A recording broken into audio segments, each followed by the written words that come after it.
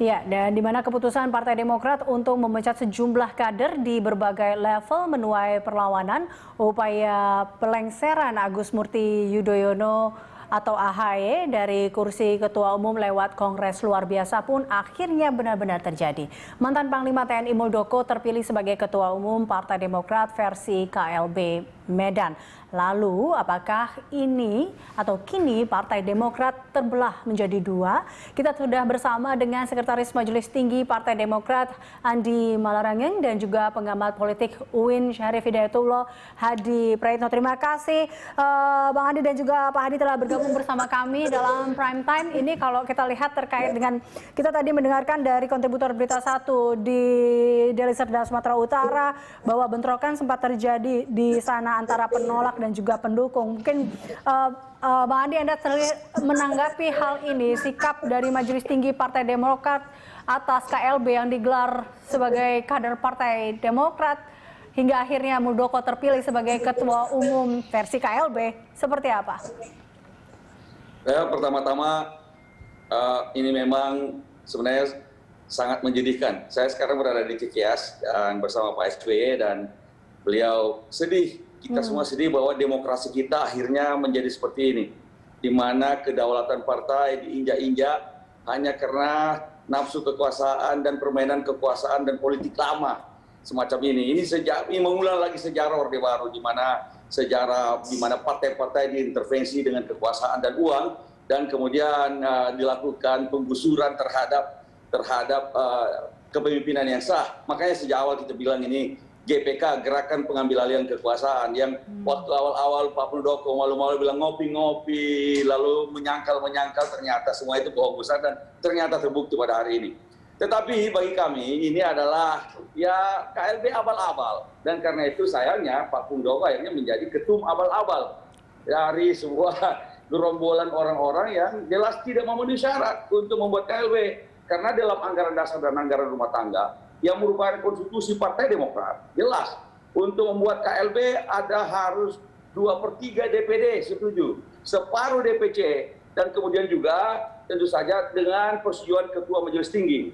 Pertanyaannya kemarin itu, yang sekarang ini di KLB itu, DPD mana yang ikut ada di situ? Semua ketua DPD tidak ada yang ikut di KLB itu. Dan kemudian juga yang kita lihat juga yang DPC yang hadir juga bukan pemilik suara. Tidak ada ketua-ketua DPC-nya yang hadir. Ada beberapa barangkali tapi segelintir saja. Jadi ini pertanyaannya adalah yang hadir siapa? Bayangin kalau seorang presiden Republik Indonesia misalnya mau dimaksudkan oleh MPR abal-abal. Ya tentu saja nggak kena.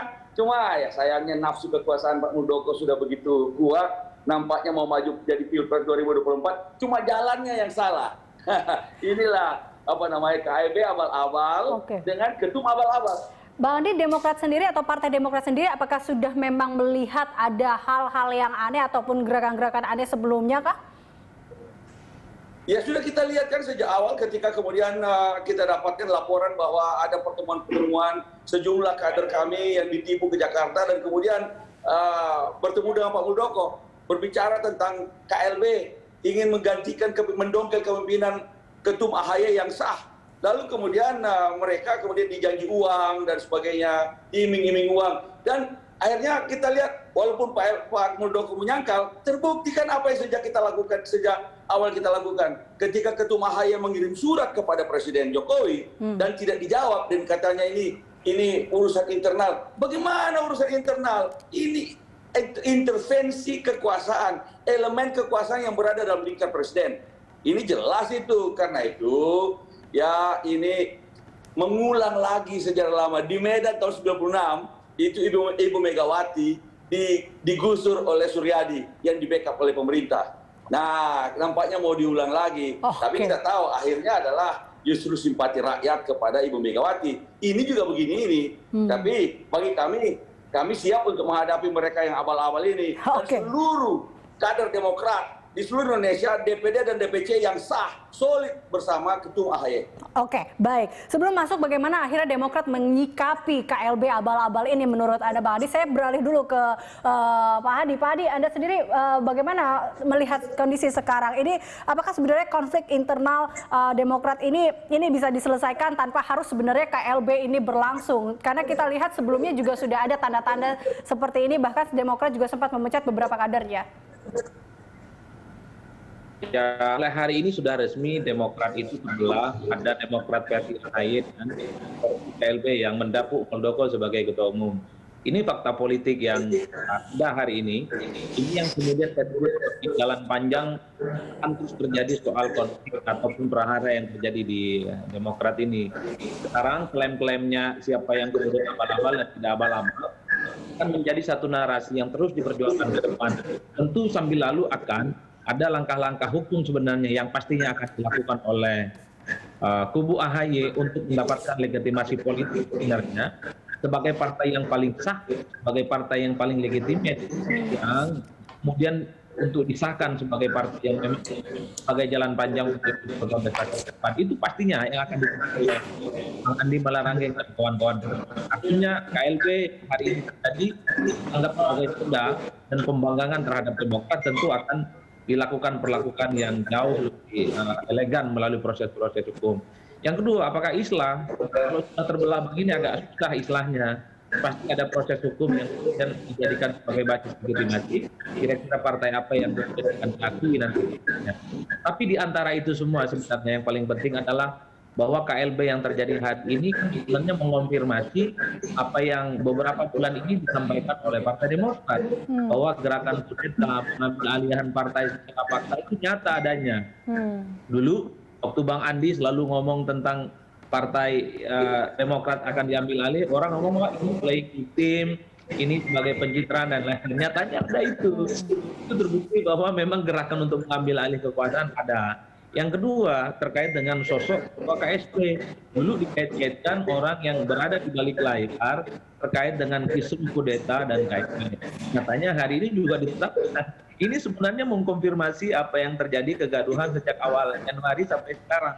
Ya tinggal bagaimana ke depan langkah-langkah hukum untuk mendapatkan partai yang paling sah, paling legitimate yang sepertinya akan dilakukan oleh Bang Andi dan kawan-kawan, juga oleh teman-teman yang KLB di sana. Seperti partai-partai yang pernah berkonflik, Golkar, P3, dan bahkan Partai Berkarya, yang sampai saat ini juga belum kelar.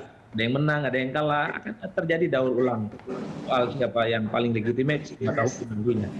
Oke, baik. Padahal sebelumnya kalau kita lihat bahwa ini dikatakan oleh Muldoko sempat memberikan 3 pertanyaan terkait dengan KLB ini, di mana apakah KLB ini sudah sesuai dengan ADART, kemudian ada juga apakah sudah dikatakan sesuai dengan kepastian-kepastian atau syarat-syarat untuk melakukan KLB. Tapi dari kita lihat nampaknya KLB itu dan dikatakan boleh dan hingga akhirnya berjalan. Nah, dari Demokrat sendiri, Bang Andi, apakah sudah ada memang pertemuan ini dan atau bagaimana tadi ya kepastian-kepastian dan jalannya ini tadi langkah-langkah hukum apa yang memang akan dilakukan kah atau seperti apa ke depannya akan dilakukan oleh Demokrat?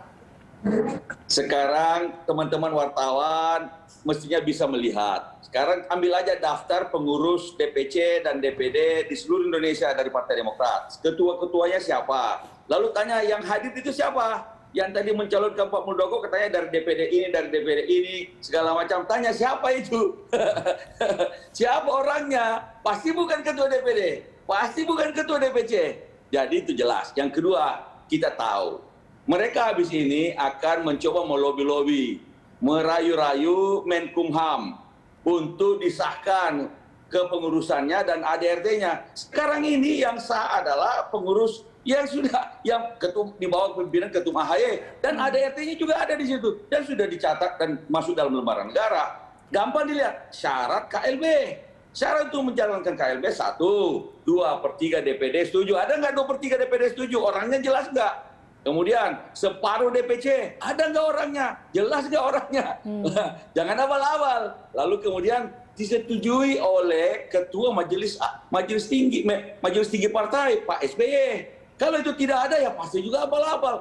Dan kemudian ya di dalam ADRT itu juga bahwa KLB dilaksanakan oleh DPP Partai Demokrat. Nah, siapa itu semua?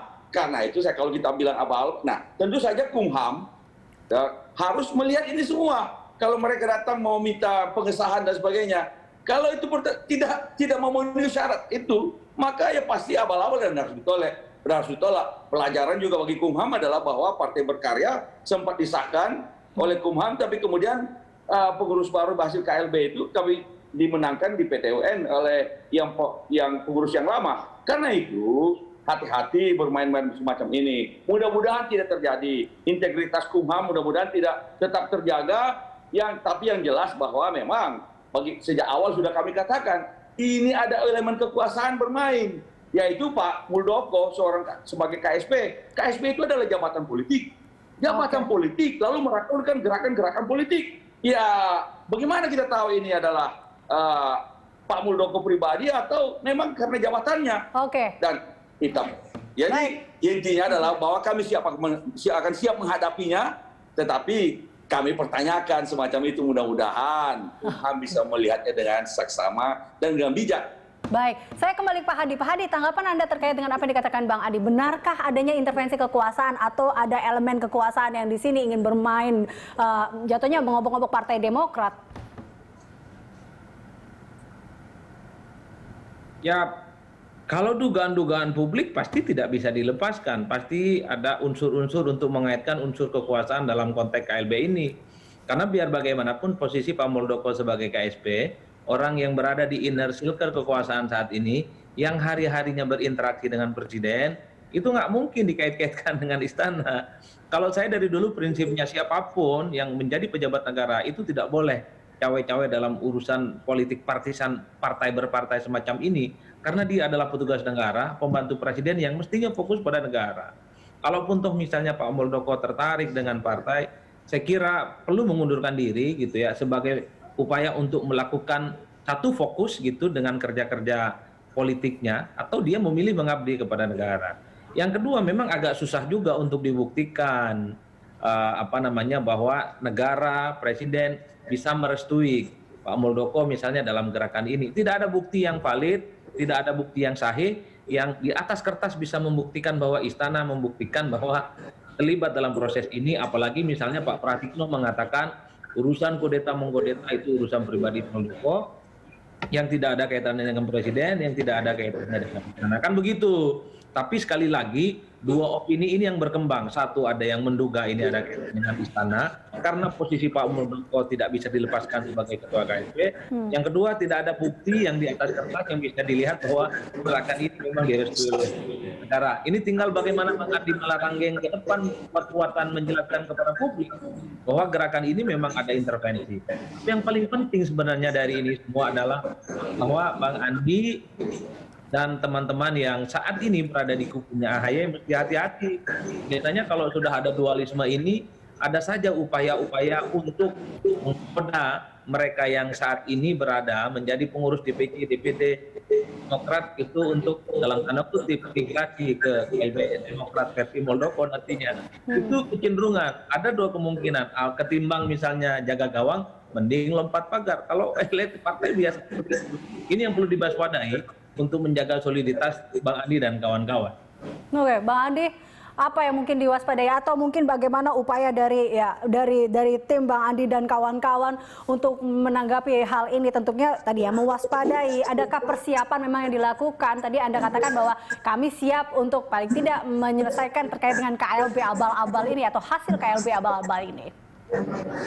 Kalau kami pasti solid. Justru dapat serangan dari luar ini justru makin solid. Teman-teman di DPD dan DPC, kader-kader Partai Demokrat. Dan yang jelas karena kita melihat sendiri bagaimana intervensi kekuasaan. Coba lihat, polisi tidak mengizinkan KLB tersebut. Tidak diizinkan kata polisi.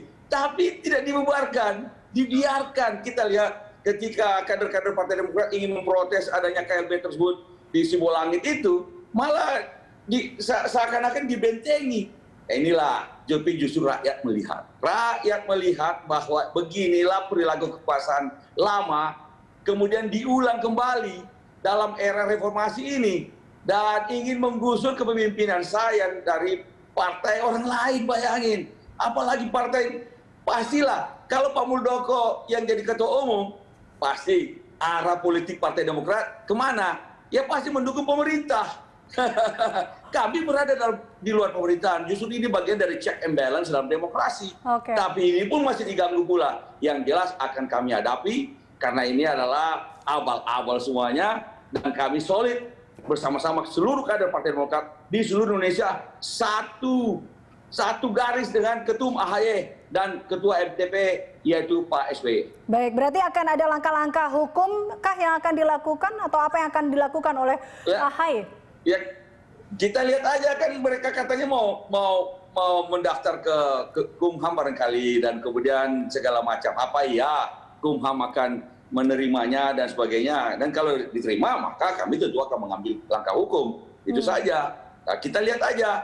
Saya rasa mudah-mudahan Kumham integritasnya masih tetap terjaga, kemudian bisa melihat bahwa mereka ini betul-betul abal-abal, bodong. Bodong. Oke, baik, kembali ke Pak Ade.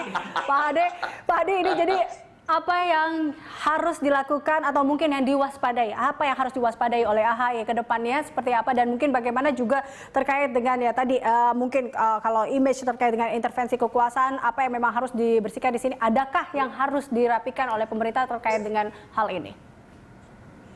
Kalau saya sih dua hal. Pertama, dari segi Andi Malarangeng dan kubu AHY, harus dipastikan bahwa barisan politiknya nggak masuk angin dan nggak lompat pagar. Itu penting. Biasanya pengurus-pengurus partai itu rata-rata pragmatis. Ketimbang jaga gawang, mending lompat ke perahu yang relatif menurut mereka lebih menjanjikan. Ini kalau melihat tren partai-partai politik yang berkonflik. Yang kedua tentu, kalau kita melihat kecenderungan partai yang terbelah, SK Menkumham itu relatif memang jatuh kepada pihak yang pro terhadap pemerintah.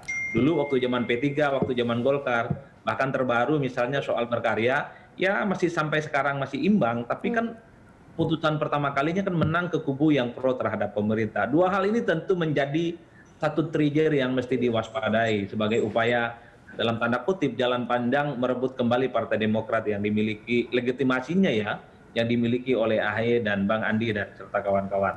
Tentu yang paling penting adalah bagaimana sikap istana ini layak ditunggu, apakah akan memberikan statement politik ataupun tidak. Karena setelah Kongres luar biasa hari ini, publik akan tak ada hentinya mengaitkan peristiwa ini dengan istana, dan istana.